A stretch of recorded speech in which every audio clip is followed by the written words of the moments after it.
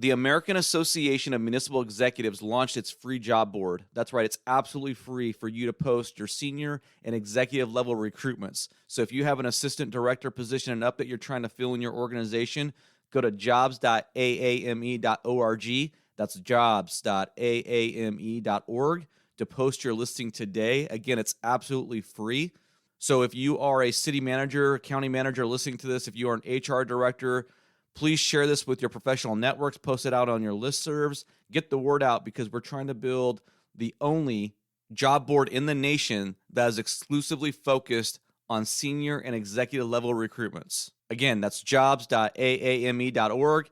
Absolutely free. Post your job today.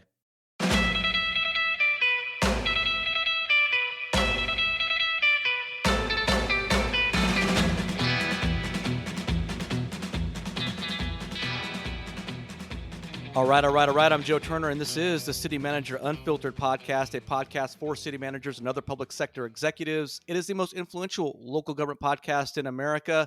And with me today is Jeff Harris. He is a former councilman for the city of Sacramento. He served from 2014 to 2022 when he was unfortunately redrawn out of his district.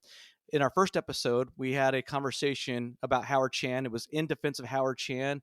And I wanted to spotlight his record, his accomplishments there, because he's been getting beaten up by the local media and by the local elected officials for quite a bit. And there's not a lot of people out there singing his praises. And I'm a big fan of Howard Chan. And so Jeff gave us some backstory, some inside knowledge, and gave us the lowdown on the relationship Howard had with his council and why it was such a difficult position for him to be in. In this week's episode, we're going to take more of a macro look at the city of Sacramento. We're going to talk about the overall picture and what the next city manager who's going to take Howard Chan's place, what they have to deal with, what they have to contend with, and how they're going to be successful, or how they might be able to be successful in this very difficult position. Jeff, welcome to the show once again. Thank you for being with me. Thanks for having me on, Joe. I really appreciate it. Awesome. So, Jeff, why don't we start with a conversation about what type of skills, personality, temperament the next city manager should have in order to be successful in this position?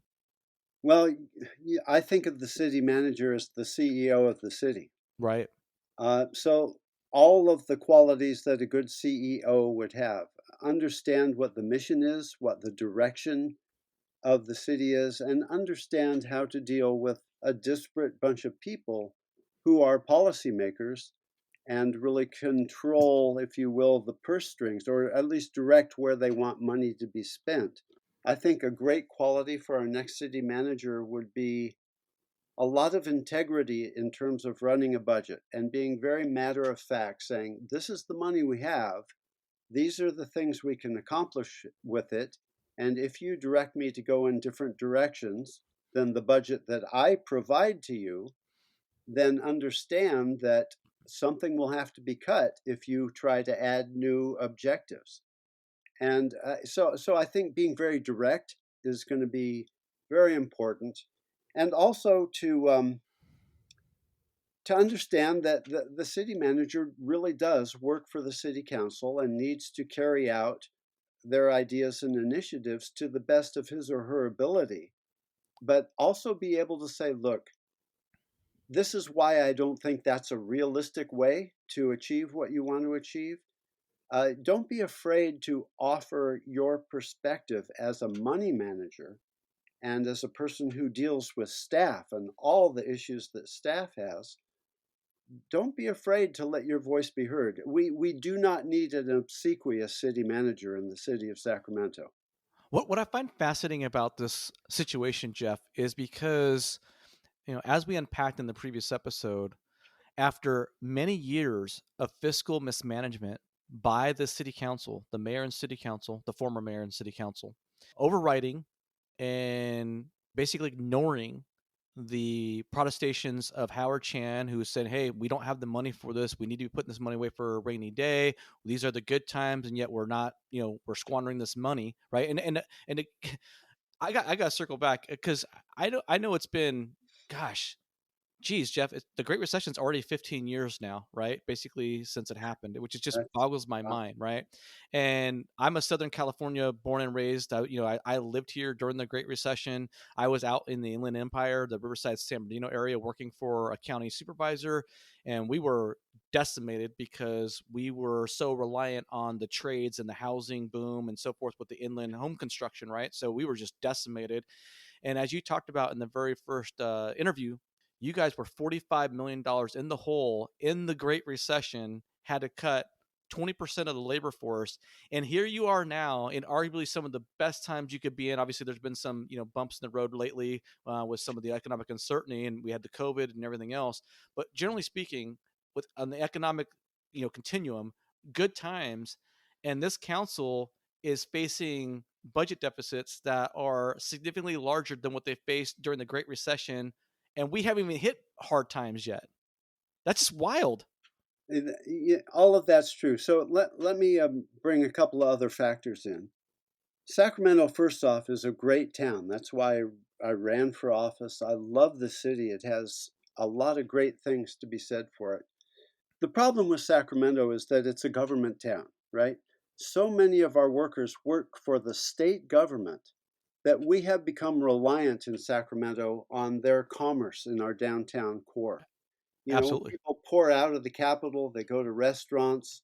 They have been the driving force behind a thriving downtown in Sacramento. When the pandemic hit and all the workers were sent home, and then telework became a thing, and they didn't immediately come back to their jobs, downtown and all the state buildings, our revenue plummeted and our restaurants started closing.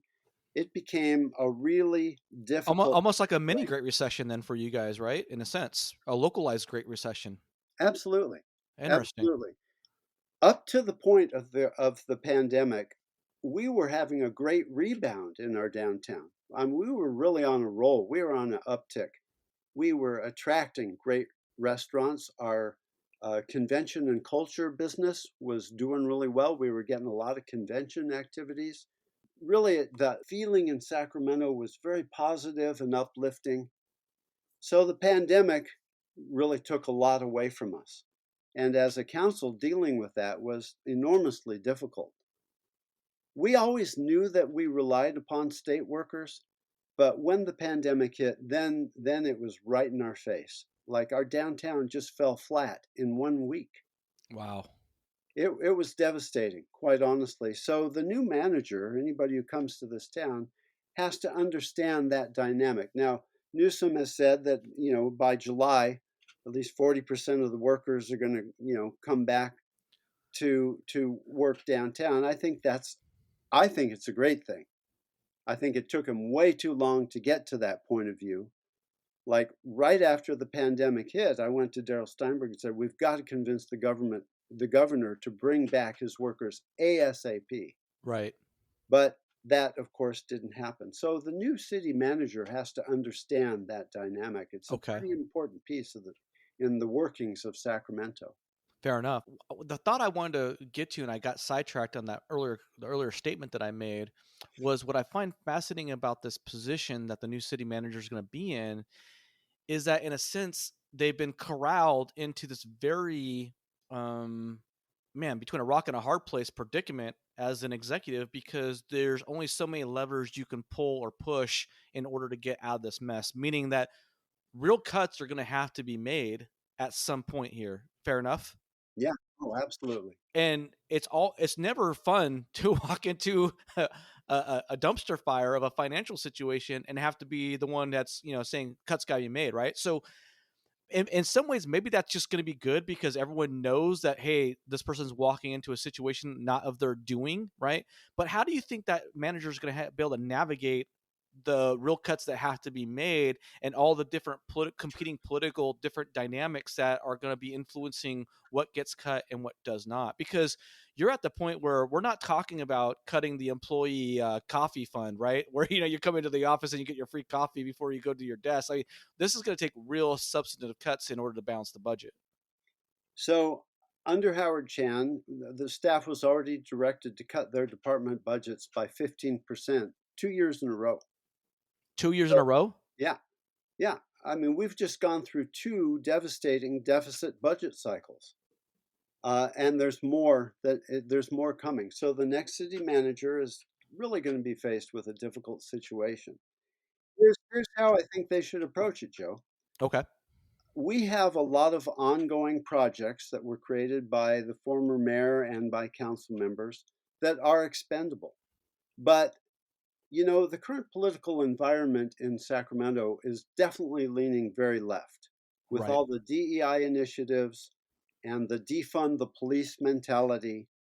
What we're hearing in Sacramento regularly and from at least a couple of council members is that our Sacramento Police Department budget's way too high proportionately, in terms of the general fund, that we need to attack that to get back to some kind of fiscal stasis. But police have already been decimated. Our police count is much lower than where we were at in 2019. And So it's already been defunded, right? In a sense. but that's my feeling. Okay.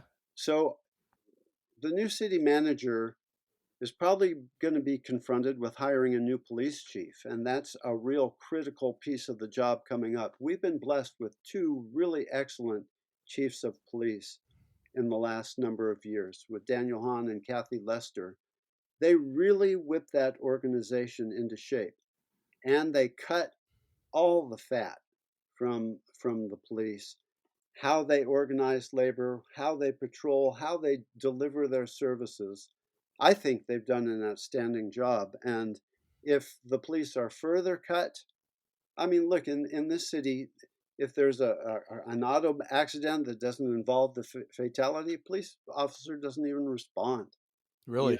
They don't go out and take reports. If your house is burgled, they say go online and make a report.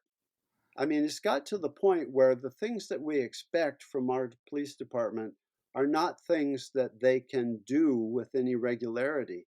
And I think that the general public is already feeling the pinch about that. And there's going to be a big backlash. So the new city manager is going to be probably confronted with a retirement of our current chief. And so that's going to be a big deal. Okay. Because the city manager hires the police chief and is their Which direct, becomes a political football to some degree too, correct? very political at this point, because there is on the city council currently this idea that the police department should be defunded. So that's a big problem. Well, I Uh, mean, how do you? I mean, gosh, that's the. I don't want to get sidetracked on this, but I mean, I can you imagine the challenges of trying to hire a police chief and say, "Oh, by the way, there's might be some pressure to defund the department even more." It's like who wants to take over a department and feel like they're hamstrung and don't have the resources to do the job that they want to do. I mean, that's just, I mean, could you imagine if you're a city manager and you get into a job and they say, oh, we're not going to let you hire and fire anybody. We're not going to let you, do you have any ability to reorganize departments? You're just going to take direction from us, I guess. It's just like, there's no job satisfaction there when you have a police chief who wants to obviously, catch bad guys, I would think. well, if they're skillful, they'll realize that we have good candidates to promote to chief internally. We do have a couple of deputy chiefs who I think are pretty outstanding individuals. So it might not be as hard as it seems. And they Okay. are already acclimated to the The fact that current dealing with environment. the council is really difficult and touchy. Yeah. And they know their staff and they have all those relationships built. So my crystal ball says the new chief will be promoted from within. Okay. So that might not be the biggest hurdle, but dealing with a council that is unrealistic about money, and I alluded to this in the last podcast. We do a community survey in Sacramento. It's put out by the city, and it reaches a few thousand people. And the idea is to ask questions about what their priorities are, and it always is the same. I want to feel safe in my city. I want it to be clean. I want my parks to be safe and clean and usable for my kids. And I don't want my roads to rattle my car apart and cost me a lot of money in tires and alignments. These are the things that are really on the constituents' minds, first and foremost. Now, there is another sector of constituency that is all about social justice issues, Sure. right? And there's a group of folks who really believe that the police are dangerous.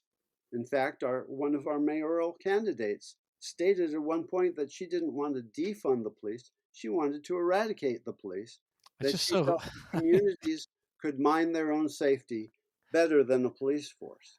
And uh, she almost won the mayor's race. yeah, by 2,000 votes, she lost. So, The, there the, is, wo- the woman who said that she wasn't going to hire Howard Chan. that's right, that's right. Against the So, guy who said he was going to keep him and betrayed the voters. Sorry to beat that drum again, but I just I'm of the belief that I don't know if Kevin McCarthy would have won that election if he came out and said that he was going to get rid of Howard Chan. And I just find that egregious that he publicly said that he was going to keep Howard and stabbed him and didn't even stab him in the back, really just stabbed him right in the chest. I just disgusting. Sorry. it's true, he did it in plain sight. Yeah. The new city manager comes into this scenario, has to understand that this city is very politically charged.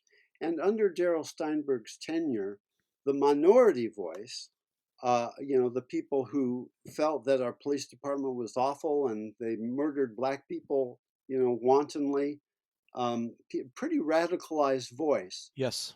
has a much bigger voice at City Hall than they deserve, in my opinion.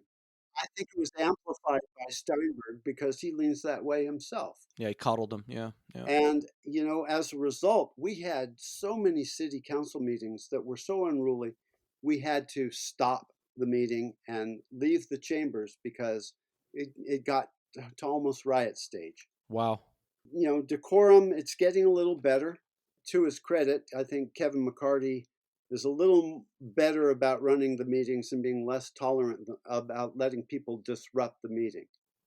Because we have council rules and procedures for that, and we can throw people out. But Darrell would never toss anybody out. He thought it looked bad on his resume, I guess. So But he did not remove people from council that he absolutely should have. And there was a point where it really felt somewhat unsafe to be a council member. And I mean, I was there when physical threats were made. In fact, a guy jumped up on the dais one day and threatened Darrell's life directly. I mean, I was halfway out of my seat, ready to grab this guy. right. It just got out of control.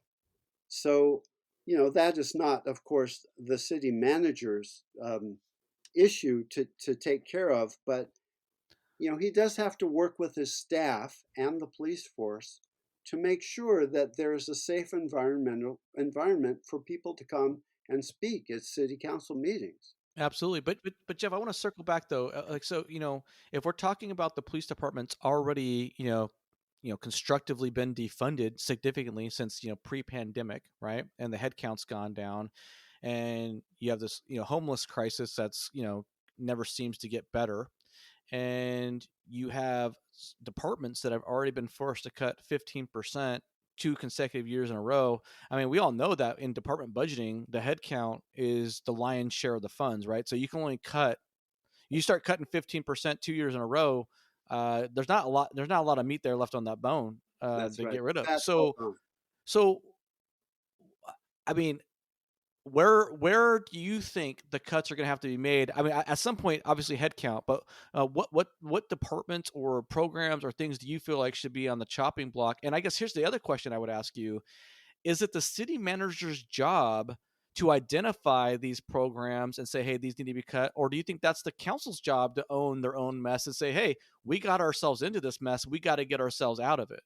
Well, that's a great question. So let me address that. It's the city manager's job to say, these are things that could be cut if you so choose, that would help us address our budget problem and get us to the point where we're sustainable. We have a sustainable budget where we're not losing ground every fiscal year.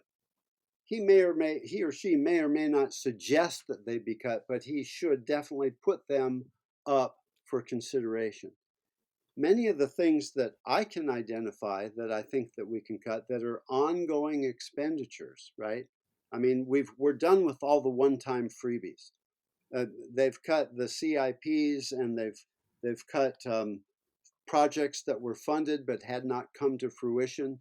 They're off the table. I mean, they've cut all the easy stuff is gone, right? So now it's very structural. There are programs that were put in place under Steinberg's term that sound really good in terms of equity. That's the big word, right? Yep, yep, Equity. yep. Um, Things like youth workforce development. After, the department or the Office of Public Safety Accountability. That's an ongoing liability of about, I think, $5 million a year that really has not produced any significant good result for the What is city. that? What does the Office of Public Safety They're an do? oversight. It's a bunch of employees that when there is a police incident, not only do the police internally investigate it, now this extra layer goes and does an investigation of every police, reprimand or, any incident that should occur. If somebody is beaten or if there's any untoward, um, Use shoot, of force or start whatever? again. If there's, if the police have done anything that has raised the ire of the constituents, like maybe they use too much force or Right. there's some discrepancy about whether the police person acted appropriately. So now we have the Office of Public Safety Accountability to add another layer to the internal investigation by the police chief to have another set of eyes on. And in my opinion, this office has not produced any good results. Again, after George Floyd was murdered, Darrell Steinberg put in place what's called an inspector general. So this was a hire who was supposed to do his own independent investigation of police shootings. Anything that involved a police shooting a person. Well, that he never had anything to investigate, and that was money that just didn't pan out at all. That position should be scrubbed.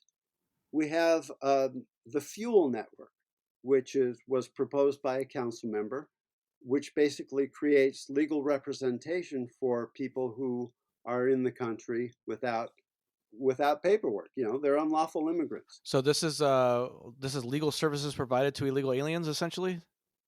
That's exactly what it is. Now, understand that Sacramento declared itself a sanctuary city, Uh right? huh. Yep. So, that costs a fair amount of money. It's not popular to introduce the idea of cutting these things because they really look on the surface like they're taking care of the community. And to a certain extent, I think that they can have positive result. But when you're in dire straits economically, there are no sacred cows. Yeah. But for Yeah. politicians, they are sacred cows. So where does that leave a new city manager? Right, because the reason why I framed that question at the beginning, Jeff, is whose responsibility is to bring it up is that's a tough spot to put a new city manager in a community that has a really vocal political dynamic and activist community because already the city manager is now faced with the prospect of alienating and becoming the bad guy for different stakeholder groups, and nobody really wants to have that in the first 6 months of the job. You know, again, to his credit, Howard Chan realized that certain CBOs were receiving funding and they were not producing good results. There were no performance metrics to support investment by the city council and suggested that they be on the chopping block. Well, that was not popular. I And for bet. that, Howard got called a racist. And, I mean, yeah, aspersions were cast because he was doing his job. He didn't say, I'm going to cut this. He said, we need to consider that we're not getting value for our money here, Right. which is exactly what a city manager should do. Jeff, I'm listening to this conversation we're having, right? And the first part about Howard and his situation.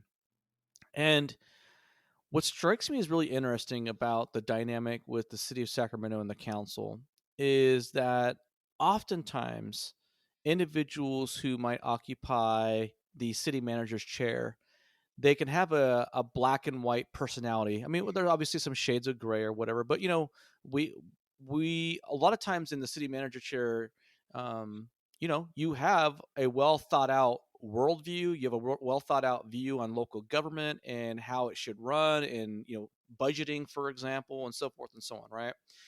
And what's interesting and fascinating to me is that in an environment like the city of Sacramento, where you have all this political game playing and this chess playing that's going on, right? Someone who has a black and white view of things can really be put in a very difficult situation because their integrity and their ethics are going to be challenged repeatedly by various individuals, namely many people on the city council, because everyone's going to want you to take care of their interest group or their stakeholder group or help them with their political dynamics for their future campaign or whatever. Can you speak to that? And what do you think? I don't want to give the impression that someone who sees shades of gray isn't ethical. That's what I'm trying to say. But what I'm saying is that the dynamics at play in Sacramento, and again, it speaks back to why I think we're such big fans of Howard. It's very easy to go in with this idealistic mindset that you're going to do X, Y, and Z as a city manager in the city of Sacramento, but then find yourself getting tugged and pulled in all kinds of different directions that you never thought you might be even considering going down that road. Does that make sense what I'm saying? It does, and this is a particularly challenging environment to take on a management job. It just is. And so anybody who comes into this job needs to come in eyes wide open. They have to have a particular intestinal fortitude, if you will, to deal with people who really want to act like a strong mayor all the time when they don't have strong mayor powers. And we talked about this concept previously. The last two mayors have tried to get strong mayor powers, but they failed at the ballot box. So, what's actually happened, there's a culture on the city council of the council acting as a unit, as a strong mayor, and trying to bully the manager, trying to really wrest the budget from the manager, which that's his job to produce the budget, give it to the council to ratify or change as they see fit. They're really trying to run roughshod over the city manager and say, I want what I want and I'm going to get it, acting like a strong mayor, like I set the budget and you listen to me. Is it almost like a loose confederation of these elected officials working in concert, or can you unpack that a little bit? Because I think that's a fascinating concept. This idea of a governing body as a whole trying to essentially co-opt the strong mayor form of government and outmaneuver the city manager. Well, this is why Darrell Steinberg and Howard Chan had so many arguments. Darrell, the way he works politically is he knows he doesn't get what he wants unless he gets the votes. So he can count votes. That's what he does. He counts votes. And so he will beg, borrow, steal, or cajole the votes he wants out of his council to get what he wants. It was like trying to be a strong mayor, but doing it politically instead of being granted that power by the people. So Steinberg's gone. McCarty's a little bit different kind of a critter. I think that he will probably be a little bit more collaborative than Steinberg. So that will be helpful for the next city manager. But there are elements on the council still that will probably be somewhat hostile if they don't get what they want. And that's going to be, I'm not sure exactly what quality that takes in a city manager to deal with that. But you've got to be very strong in your stance and have a lot of integrity to not get railroaded. Can you maybe break down a little bit of the political dynamics or where the schisms or divisions might be with the current 9 members on the governing body? Like, how cohesive are they, and what are the sort of I guess third rails that a city manager needs to be thinking about in terms of this position? Well, Joe, we just had an election, so we have new members on the city council who are pretty green. Right. And then we also had a pretty big upset in the previous election cycle. So a lot of the people here are pretty new on the council. There's not a lot of veterans. There's only a couple. McCarty had previous experience on the council and, of course, his assembly work. So, he understands politics and he gets what's going on. But some of the others have a lot of ground to cover to catch up on, some of the members, I can tell you, have not read the city charter or the council rules and procedures yet. It's clear from their comments that, man, that they're not quite sure what their role is and what the manager's role is. It's spelled out in our charter and our council rules and procedures. They need to get really familiar with those first and foremost. So if the new manager sees that there's a discrepancy there, he or she might suggest, read this section, because this is what my job description is, and this is why I am following it to a T. So there's going to be some education involved for the city manager to help educate some of the newer council members about how this all works. Sad but true, but getting onto the city council, even in a big city and a political city like Sacramento, has more to do with perception than substance. Yep. In other words, the voters are easily snowed. Yeah. Because they're not paying enough attention. I think many voters don't understand how important their vote is and how important it is for them to educate themselves about who is running for these important offices. That takes time and it takes effort, and most people just don't feel like that's what they need to do. But the long and the short of it is that on occasion we get people who are elected to council who really shouldn't be there. Absolutely. It's always, as somebody who used to be as part of the political machine and as an operative in California and involved in party politics and things of that sort of nature, it never ceased to amaze me, as somebody who considered himself an ideologue on issues, and I have very strong beliefs and a worldview and so forth and so on. It never ceased to amaze me how often I would see individuals get elected to local office at the city or county level, and yet they seemingly had no real substance to them. It was just like, oh, they somehow got in here. They were connected to the right political machine or what have you. And I've just always found it fascinating, especially in some of the larger cities where a lot of these elected officials, they might get steered into the council as supported by say for example public safety unions or what have you. So it becomes sort of their surrogate or their representative, and they get they get shepherded into power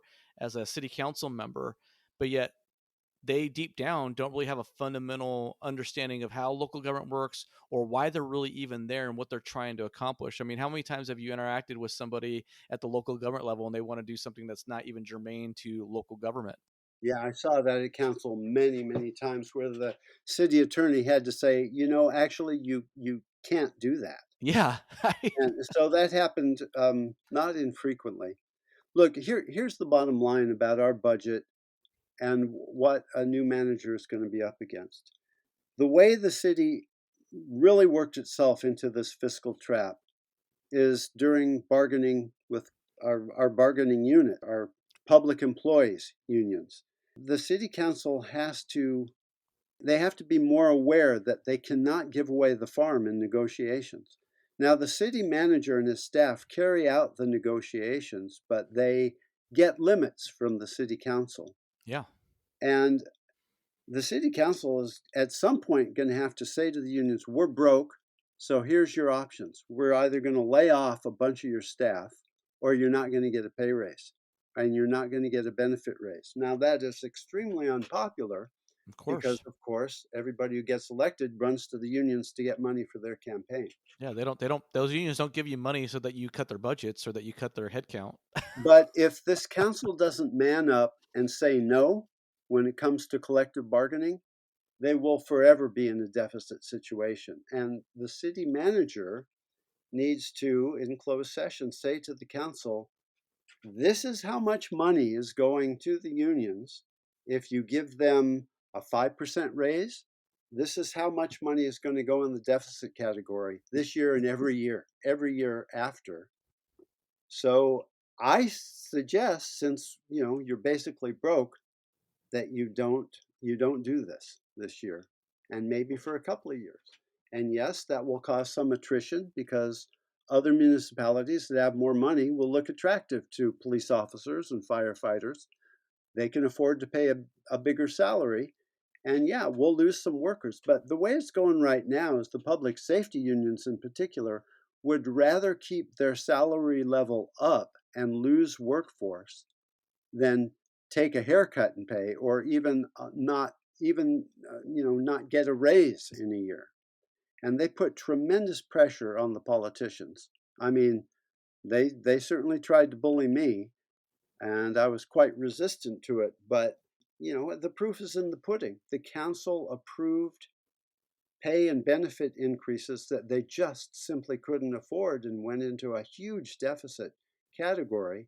The new city manager is going to have to talk some fiscal sense into the council when it comes to bargaining. Yeah, I just And it's not popular. It's not no, going to be no. easy. It's going to be really hard, actually. The other thing too is I wonder for the new city manager who's thinking about this position, every executive has different sort of passions or expertise or interests or things that really kind of motivate them or get the juices flowing, right? We're all human beings. We have different aspects to our personality and character. What I find interesting about this position is you have this uncertain, unknown political animal component where you have no idea where that beast is going, right? This, nine-headed dragon, for lack of a better description. Okay. And then you have seemingly this starting point where the executive is going to be in this tough fiscal situation. And ostensibly, the focus should be on getting out of that hole. And that's it. Right. And theoretically, if you're focused on getting out of a massive hole when it comes to finances, it kind of leaves you with no real opportunity or resources to focus on other things or other projects because really the immediacy of getting your fiscal house in order is so serious. It's like a patient on a crash cart. You don't care about the leg wound or whatever else. Like you need to make sure you get that heart beating or you get the pulse going, right? And so it's really interesting to me because a city manager who's taken this position, not only do they really truly have to understand themselves as an executive, what moves them, what excites them about this occupation and this role, but they have to truly understand what's going on with the organization itself and where they fit into it and what those constructs and those guardrails are. Hmm. And I don't know if this council right now, based off everything you've told me and based off everything I understand, I'm not convinced that this council truly understands the gravity of the situation it's in and has the wherewithal to really make the tough decisions that are going to need to be made in the immediate future. That may be the case. I do think it's starting to dawn on them. I think that the budget staff did make a strong case that next year is going to be even harder to balance the budget because, again, all the one-time fixes are gone. So the next city manager happily comes to the city of Sacramento with a really capable budget staff. Okay, our budget director is awesome. The gal who is now our interim city manager, Lainey Milstein, ran our budget for years. And I wrote an article. She knows where all the skeletons are. I Right. mean, she really has a tremendous dexterity and comprehension of the budget, as does our budget director. So the next CM needs to really go over the numbers with these folks and say, what do you think? Where are the things that we can cut? And it'll be painful to cut, but how do we get to a structurally stable budget? How do we get there? Because our next budget presentation, we need to come to the council not with a gazillion options, but say, look, we're going to have to really face brass tacks. Right. Yeah. And Yeah. we've got some work to do, folks. Yeah, to leave the pie in the sky dreams and hopes and ambitions in the at home because we need to focus on some core functions of government here in order to keep going. Do you have any inside baseball or insight into Lainey as far as whether or not she's interested in competing for the permanent position, or do you get a sense that she's going to retreat back into her previous role? I think that'd be very obviously beneficial for the new city manager that if she was happy going back to have that person with the expertise and quote unquote knowing where the bodies are buried in the back pocket, because when you're coming in as a new city manager in such a hyper political organization, it's pretty naive to think that the city manager is going to be sitting down really going over that budget book line by line by line and trying to cut things. You know what I mean? Yeah, it's a great question. So I did write an article on Lainey Milstein. And I interviewed her, and she gave me a direct quote. And I asked her, "Do you want this position in perpetuity? Do you want to be the next city manager?" And she said, and I quote, "No, I would like to finish my career in the city of Sacramento as an assistant city manager." Okay. So that's what she told me. But as you know, in politics, things change on a dime. The council is getting along with her pretty well. It could be that they offer her the job, and then she will be at a real decision point in her career about what she really thinks about it. But when I interviewed her, and this was about a month and a half ago, she said, "No, I really don't want to be the city manager. I like my position as ACM, and that's how I'd like to finish my career." And you're right, she could be a tremendous asset to the next city manager. If they don't hire from within, and they go out and do this recruitment and think they found a pretty good candidate, there is a good team in place to get them up to speed on every penny in the budget. Yeah, invaluable resource there for sure. So, Jeff, we've talked about the police department already being, essentially constructively defunded. We've talked about some of these projects and sort of initiatives, these social justice type causes that you feel could be on the chopping block. We've talked about how the departments have already been instructed to cut their budgets by 15% over 2 consecutive years. At the end of the day, where do you think the cuts are going to have to be made in order to make this budget work? Well, essentially, you asked me that question already, Joe. There are ongoing initiatives like youth Well, workforce. let me cut to the chase. Let me cut to the Yeah, chase then, right? okay. Do you think that there's going to have to be a significant number of employees, whether it's across the board, department wise, similar to the Great Recession? Do you see a chopping of the headcount being a virtual necessity? Well, it seems to be imminent. Once again, I think our budget staff has done a great job of cutting everything before letting employees go, but they don't have many options left. The city council can let go of some ongoing initiatives that are worth a few $1 million, and if they do so, that will save jobs. But it is political. It's like saying, "Okay, I put this program in place and I like it, but I'm willing to let it go because we've got to get down to the real basic core values of the city. What services do we provide for our constituents? What are the things that are essential, truly essential?" And they're going to have to really argue through that. Public safety is more important to some council members than others. They see it differently. Parks, some people are, you know, strong defenders of our park system. I think they should be. But some others, say, well, we might have to let it go for a while. For instance, in the Great Recession, the city actually had to put fences around some of our city parks and just say, we can't maintain them, we can't keep them safe, so nobody goes in. Wow. And that's how dire it got. And again, there are going to be some tough choices ahead, really tough choices. So, Jeff, what do you say then if a city manager or candidates listen to the situation? In the first episode of the interview, you talked about Daryl Steinberg always being perpetually optimistic that there's another pot of money at the end of the rainbow somewhere with a new tax or what have you. Is the cavalry coming to save the day for the next city manager? Whether it's some sort of new tax that's going to be put on the ballot, whether there's an appetite for that, whether there's some sort of magical money tree or revenue stream. I don't know if city of Sacramento bought some Bitcoin and is secretly hiding it someplace. Like, what's the is there we just need to grow the pie, right? We just need to grow the revenues. We don't need to make cuts. What do you say to that sort of thinking? Is that likely? Well, I can guarantee you the city council didn't buy any Trump coin. So, so, so oh man, the idea was that the federal government would always come through, and they have. We have been great partners with the federal government. Understand, California sends most of the tax revenue to the federal coffers, right? We are a state that produces a lot of money for the federal treasury, and we don't get a commensurate amount back. I think most people would agree with that. Under the Trump administration, I think thinking we're going to get bailed by the federal government is a fallacy and just simply will not happen. Yeah, I agree with that. And even the tariffs and threat of tariffs have made our tax revenues start to wobble at this point. They're still pretty good, but they're starting to wobble and people are pulling in.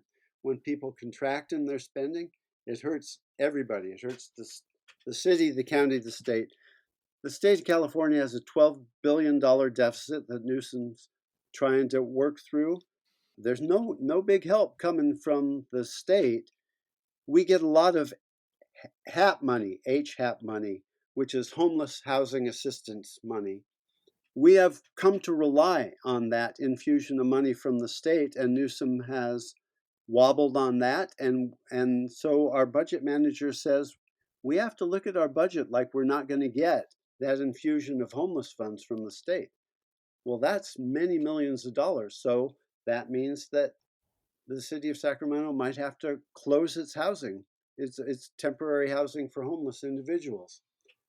No, there is no cavalry going to come in and save us. And so naturally, the thought turns to, well, let's get it out of the people via a tax measure.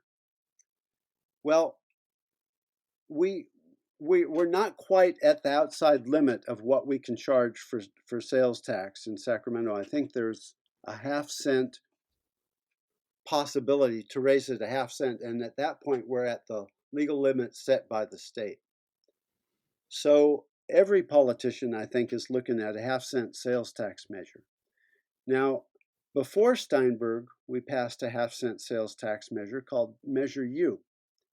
And that was in direct response to the Great Recession. We were in so much trouble. We went to the people and said, we got to have this money. We have to. And the people passed it.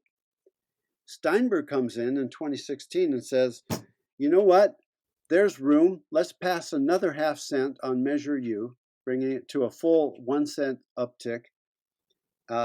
And he made the case that we could use it for social justice. We could put it into impoverished neighborhoods. The fact of the matter was the money was already spent on pension liabilities and CalPERS. We needed that money just to deal with those issues which were on the table and imminent. So a lot of people felt cheated by the second half of Measure U, and still do.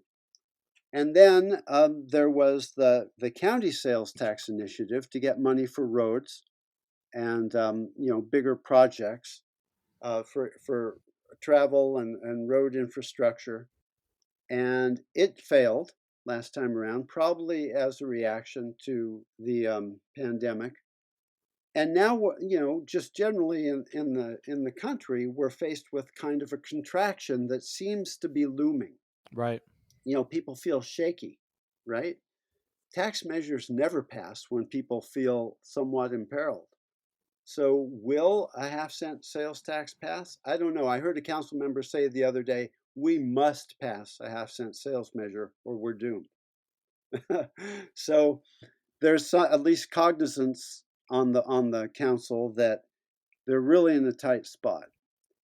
What the public will be ready to accept, my crystal ball doesn't really say, but our sales tax in Sacramento is higher than a lot of neighboring jurisdictions. Yeah. So, what that does is, of course, force people to go to Davis to buy stuff or to Elk Grove. And, it's a perpetual problem. The fact of the matter is, we just overspent. We still have good sales tax revenues. Even after the pandemic, our sales tax revenue bounced back really well. They've got to get their spending under control. The thing that I just a quick little sidebar. I mean, I obviously working in local government and being in the city manager chair, it's a little bit of a competing interest, but just speaking as a taxpayer, right? It's like, why are we constantly getting jammed up for new sales tax or higher sales tax? I mean, the sales tax is based off the cost of goods sold, and it's like the cost of goods getting sold have gone up higher than normal with the inflation and what have you. So it's like all the sales tax revenue should be, generally speaking, higher, all things being equal, because everything people are buying is more expensive. And it's just like you keep going back to the well again for another sales tax. It's like, when is enough enough? I don't know. It just gets a little bit exhausting with the sales tax. It does, and I think the voters are at their upper limit in Sacramento City and county. You know what, Jeff? My crystal ball says a sales tax measure, if they float it in 26, will probably fail. Yeah. So, Jeff, what would be your final sort of parting thoughts for the next incoming city manager? What one or two pieces of advice would you give them? Well, first, I want to say that this really is a great city. It has an awful lot to offer. It has great amenities. We do have a tremendous park system. Overall, people like living here still. The cost of homes in Sacramento is elevated. People are feeling like they have more equity if they're lucky enough to own some real estate. There's a lot to work with here. It's a great town, but it's under great stress as well. So it's a long game. That's really my advice is no city manager is going to turn this ship around in 2 years, 3 years, 4 years. It is a long haul, and whoever takes this job has to be able to look far into the future to try to steer the ship in a better direction, and has to be able to convince the council of how dire the situation is and make really strong suggestions about how to get back to stasis in our finances. Just a big dose of reality. I think it can be a good job, especially if you'd like to live in Sacramento, and it certainly is situated in a beautiful spot with two great rivers and the Sierras and the Bay. I mean, it's a nice place to live. It really is. I still love it. So there are advantages to being a manager here, but man, it's going to be a tough job. You can't sugarcoat it. Yeah, absolutely. Jeff, I would say, it's interesting you talk about being a long game because the reality is the short game that's going to need to be played is going to require a lot of tough decision making and saying no, as you've said, repeatedly throughout this interview series. And so it's very difficult for a city manager to look at the long game aspect of a position when they know full well they're going to get shot with arrows in the short game and whether or not they're even going to be around long enough to survive the long game. And I hope, I've been very critical, maybe excessively critical, maybe too critical of the Sacramento City Council. Maybe, I don't know.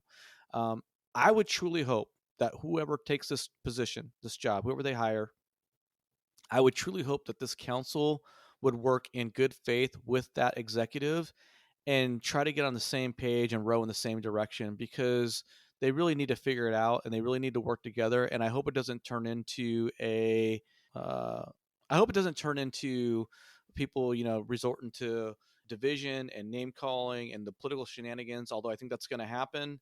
And I just hope that the next city manager has that support from the governing body because, like you said, it's a tough job. Like I said, it's a tough job and there are a mountain of challenges before them. And the only way they're going to get through it is if they work together. I hate to sound all kumbaya and use the cliche of, getting everyone getting along, but I truly believe the only way they're going to get through that is that they can all be unified in the messaging. And if they all come together and identify and admit we have these serious extreme challenges. And like you said earlier in this episode, when you're in tough financial challenges, you don't have the luxury of playing on the margins or trying to save things that look pretty or look politically expedient. You gotta save the patient who's on the crash cart crashing. Agreed. Here's a thought that just came to me. The relationship, in council manager government, the relationship between the mayor and the manager is critical. And I saw this in real time between Kevin Johnson and John Shirey. They pretty much got onto the same page really well together. And when they did, the council tended to fall in line. So whoever takes this job is going to have to work with Kevin McCarty hand in glove. If they don't get on the same page, it will be nothing but a struggle. Great So point. my advice is that whoever wants this job has a real sit down with Kevin McCarty and see if they can figure out if their philosophies align, but especially their ideas about fiscal management, if they can get on the same page, because this manager must be able to work with our mayor. And if that relationship can't be built, game's over. That's a great point, Jeff. I would say this, and I'm not trying to end the interview on a negative note, but I can't help but mention this because I just can't. I mean, the reality is how can the next city manager take what Kevin McCarty says to the bank and count that he's being told the truth and that Kevin McCarty is going to honor his word, because he's had a history of not honoring his word with city managers. And I'm not trying to stick the knife in one more time, Jeff, but I'm just trying to be honest. Like Kevin McCarty, I think he needs to also do some trust rebuilding with that's not really the right phrase, because obviously he hasn't violated the trust of whoever the next city manager is. They haven't even met yet. But my point is like, I think he has to do some work to show that he's sincere and genuine when he says something too.